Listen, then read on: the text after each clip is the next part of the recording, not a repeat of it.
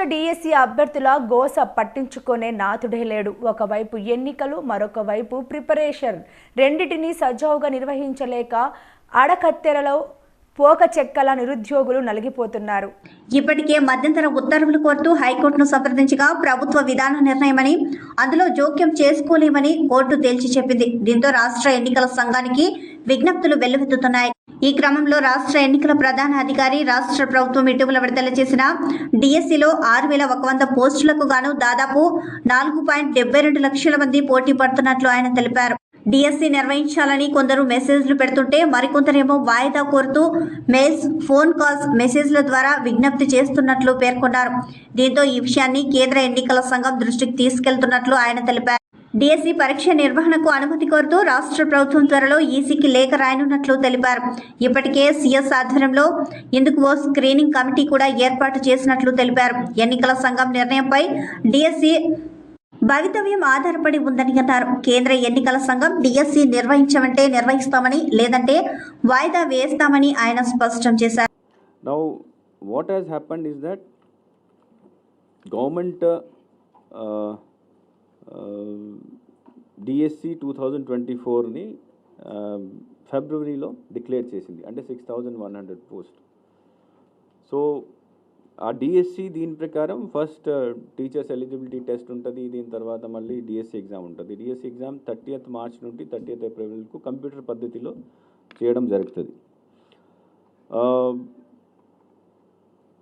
4,72,000 మంది ఈ ఎగ్జామ్ రాస్తున్నారు.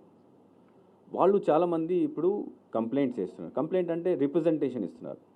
అంటే ఎలక్షన్ కోడ్ డిక్లేర్ అయ్యింది కాబట్టి మీరు ఎగ్జామ్ని పోస్ట్ పోన్ చేయండి. సో నాకు యాక్చువల్లీ లాస్ట్ 3 daysలో I have received almost 1000 mails.